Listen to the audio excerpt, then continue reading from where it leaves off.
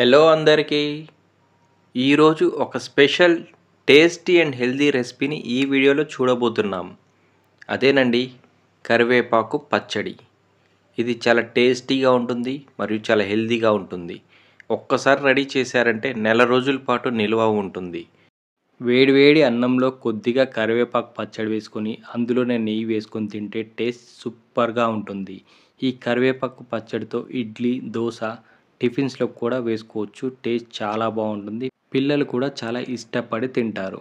ముందుగా ఈ కరివేపాకు పచ్చడి చేసుకోవడం కోసం కావాల్సింది కరివేపాకు.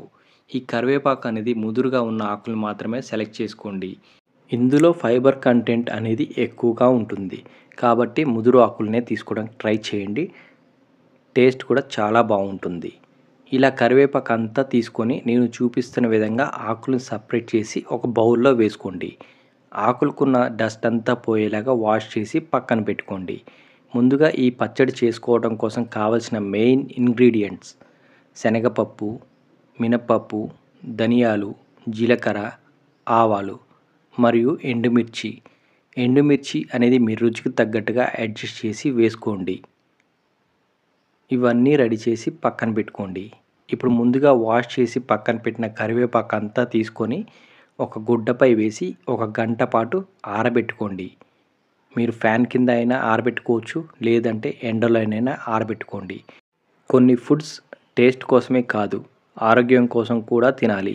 కానీ ఒకటే ఫుడ్లో టేస్ట్ మరియు ఆరోగ్యానికి మంచి ప్రయోజనాలు అందితే ఖచ్చితంగా చేసుకొని తినాలి. అదే మన ఈ కరివేపాకు పచ్చడి. ఈ కరివేపాకు పచ్చడి కొద్దిగా కారంగాను, పుల్లగాను, తీయగాను ఉంటుంది. ఈ కరివేపాకు పచ్చడి చేసుకోవడానికి ముందుగా స్టవ్ ఆన్ చేసుకొని ఒక ప్యాన్ పెట్టుకోండి. ఇలా ప్యాన్ కొద్దిగా హీట్ అయిన తర్వాత ఇందులో ఒక 2 టేబుల్ స్పూన్ ఆయిల్ని వేసుకోండి. ఆయిల్ కూడా కొద్దిగా హీట్ అయిన తర్వాత ఇందులో శనగపప్పు, ఆవాలు, సాయమినపప్పు, జీలకర్ర ఇవన్నీ వేసి లైట్గా ఫ్రై చేయండి. ఇలా ఫ్రై చేసేటప్పుడు స్టవ్ని మాత్రం లో ఫ్లేమ్లోనే ఉంచి ఫ్రై చేయండి. హై ఫ్లేమ్లో పెడితే ఇవన్నీ త్వరగా మాడిపోతాయి, టేస్ట్ కూడా అంత బాగోదు. కాబట్టి లైట్ గోల్డెన్ బ్రౌన్ కలర్ వచ్చే వరకు వీటన్నిటిని వేయించుకోండి. ఇలా కొద్దిగా వేగిన తర్వాత ఇందులోనే ధనియాలు కూడా వేయండి. ఇలా ధనియాలు వేసుకున్న తర్వాత కొద్దిగా పచ్చివాసన పోయే వరకు వేయించండి. ఇందులోనే కావాలి అనుకుంటే కొద్దిగా మెంతులను కూడా యాడ్ చేయండి. నేనైతే వేయడం లేదు. ఇలా ధనియాలన్నీ పచ్చివాసన పోయే వరకు వేయించండి. ఇలా వేయించిన తర్వాత ఇందులోనే రెడ్ చిల్లీస్ కూడా వేసి వేయించుకోండి. ఈ రెడ్ చిల్లీస్ వేయించేటప్పుడు లోపల గింజలు కూడా వేగేలాగా చూసుకోండి. లోపల గింజలు వేగితేనే ఈ పచ్చడి చాలా టేస్టీగా ఉంటుంది. ఈ కరివేపాకు పచ్చడిలో నేను గ్రీన్ చిల్లీస్ వేయట్లేదు కాబట్టి మీరు కారం కావాలి అనుకుంటే ఇందులోనే రెడ్ చిల్లీస్ కొద్దిగా ఎక్కువగా వేసుకోండి. ఒకవేళ మీరు గ్రీన్ చిల్లీస్ వాడుతున్నట్టయితే రెడ్ చిల్లీస్ని కొద్దిగా తగ్గించి వేసినా నో ప్రాబ్లం. మీ రుచికి తగ్గట్టుగా అడ్జస్ట్ చేసి వేసుకోండి. కరివేపాకు రైస్ ఎలా తయారు చేసుకోవాలో ఫుల్ వీడియో లింక్ డిస్క్రిప్షన్లో పెట్టాను, చూడండి. ఇది చాలా ఈజీగా, క్విక్గా తయారు చేసుకోవచ్చు. ఇది ఒక లంచ్ బాక్స్ రెసిపీ అండ్ చాలా టేస్టీ అండ్ హెల్తీ రెసిపీ కూడా. 1 నిమిషం పాటు వేయించుకున్న తర్వాత ఒక ప్లేట్ తీసుకొని ఇవన్నీ ప్లేట్లోకి ట్రాన్స్ఫర్ చేసుకోండి. ఇలా ట్రాన్స్ఫర్ చేసుకున్న తర్వాత ఒక 5 నుంచి 10 నిమిషాల పాటు బాగా చల్లారబెట్టుకోండి. ఇవన్నీ చల్లగా అయ్యేలోపు ఒక బౌల్ తీసుకొని అందులో కొద్దిగా చింతపండు వేసి హాట్ వాటర్ వేసి నానబెట్టుకోండి. హాట్ వాటర్ వేసి నానబెట్టడం వల్ల త్వరగా నానుతుంది. ఇది నానేలోపు స్టవ్ పై ఒక ప్యాన్ పెట్టుకొని అందులో కొద్దిగా ఆయిల్ వేసుకొని ముందుగా ఆరబెట్టుకున్న కరివేపాకు అంతా వేసి ఇందులో ఫ్రై చేయండి. ఇలా ఫ్రై చేసే సమయంలో స్టవ్ని లో ఫ్లేమ్లోనే ఉంచండి. హై ఫ్లేమ్లో పెడితే కరివేపాకు అంతా మాడిపోతుంది. పచ్చడి కూడా టేస్ట్ అంత బాగోదు, స్మెల్ వస్తూ ఉంటుంది. కాబట్టి లో ఫ్లేమ్లో ఉంచి మాత్రమే కరివేపాకుని వేయించండి. ఈ కరివేపాకు తినటం వల్ల డాండ్రఫ్ సమస్యలు ఉంటే ఈజీగా తొలగిపోతాయి. కరివేపాకు జుట్టుకి మరియు ఆరోగ్యానికి ఎన్నో ప్రయోజనాలు అందిస్తుంది. కానీ కూరల్లో వేస్తే దీన్ని తీసి పక్కన పారేస్తూ ఉంటారు.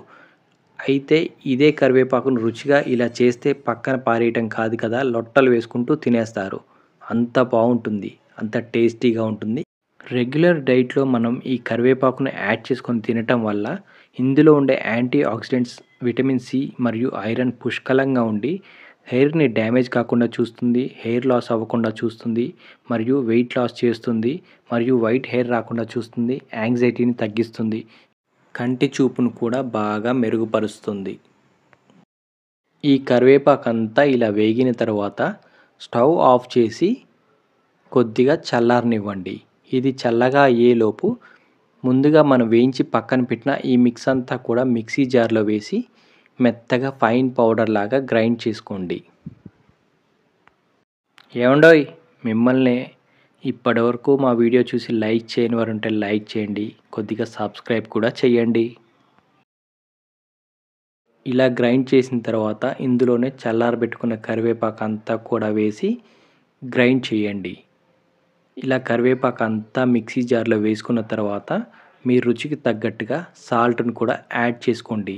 సాల్ట్ అనేది కల్లుప్పైనా వేసుకోవచ్చు, నో ప్రాబ్లమ్. సాల్ట్ అనేది మీ రుచికి తగ్గట్టుగా అడ్జస్ట్ చేసి ఒక్కసారి గ్రైండ్ చేయండి. గ్రైండ్ చేసిన తర్వాత పౌడర్ ఈ విధంగా ఉంటుంది. మీకు కరివేపాకు పొడి కావాలి అనుకుంటే ఇది సపరేట్ చేసి అయినా పెట్టుకోవచ్చు. ఈ పొడి అంతా ఒక ప్లేట్‌లో ట్రాన్స్‌ఫర్ చేసి కొద్దిగా చల్లారనివ్వండి. మీకు కరివేపాకు కారం కావాలి అనుకుంటే దీనిని కరివేపాకు కారంలా కూడా యూజ్ చేసుకోవచ్చు, నో ప్రాబ్లమ్.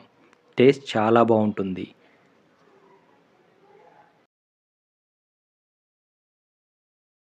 స్టవ్‌పై ప్యాన్ పెట్టుకొని ఇందులో 3 టేబుల్ స్పూన్ ఆయిల్ వేసుకోండి. ఇలా ఆయిల్ హీట్ అయిన తర్వాత ఇందులోనే తాలింపు గింజలు వేసుకోండి. శనగపప్పు, ఆవాలు, మినప్పప్పు, అలాగే జీలకర్ర ఇవన్నీ వేసుకున్న తర్వాత కొద్దిగా ఫ్రై చేయండి.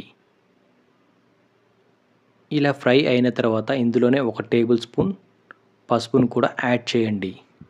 ఇలా పసుపు వేసుకున్న తర్వాత ఇందులోనే రెడ్ చిల్లీస్‌ని కూడా వేయండి. ఇవన్నీ వేసుకున్న తర్వాత 1 నిమిషం పాటు లైట్‌గా వేయించండి. ఇలా ఇవి వేగిన తర్వాత ఇందులోనే కరివేపాకును కూడా యాడ్ చేయండి. ఫ్లేవర్ చాలా బాగుంటుంది. ఇలా కరివేపాకు కూడా వేగిన తర్వాత కచ్చా పచ్చాగా దంచి పెట్టుకున్న వెల్లిపాయలు కూడా వేయండి. ఇది వేయటం వల్ల పచ్చడి చాలా టేస్టీగా ఉంటుంది. ఇవన్నీ లైట్‌గా వేయించండి. ఇలా వేగిన తర్వాత కొద్దిగా ఇంగువను కూడా యాడ్ చేయండి. ఫ్లేవర్ అనేది చాలా బాగుంటుంది. ఇలా వేసుకున్న తర్వాత ముందుగా నానపెట్టిన చింతపండు రసాన్ని కూడా వేసుకోండి. ఈ చింతపండు రసం వేయటం వల్ల కరివేపాకు పచ్చడి చాలా పుల్లగా ఉంటుంది. మీకు కావాలి అనుకుంటే ఇందులోనే బెల్లాన్ని కూడా యాడ్ చేసుకోవచ్చు.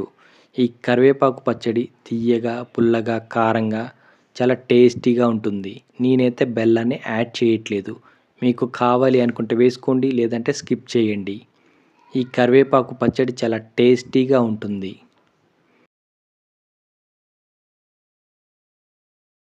ఇలా ఈ చింతపండు రసం అంతా ఉడికిన తర్వాత ముందుగా గ్రైండ్ చేసి పక్కన పెట్టిన కరివేపాకు పౌడర్ అంతా కూడా ఇందులో వేసి మిక్స్ చేసుకోండి. ఇలా కొద్ది కొద్దిగా వేస్తూ మిక్స్ చేసుకోండి. ఇంతేనండి, మన కరివేపాకు పచ్చడి రెడీ అయిపోయింది. చూడండి ఎలా వచ్చిందో. మీరు కూడా మీ ఇంట్లో ట్రై చేసి ఎలా వచ్చిందో కామెంట్ బాక్స్‌లో కామెంట్ చేయండి. ఈ పచ్చడి నిలువ ఉండాలంటే దీనిలో ఉల్లిగడ్డలు వేయకూడదని గుర్తుపెట్టుకోండి. ఉల్లిగడ్డలు వేస్తే త్వరగా పాడవుతుంది. ఇలా రెడీ చేసుకున్న కరివేపాకు పచ్చడి 1 మంత్ వరకు స్టోర్ చేసుకోవచ్చు.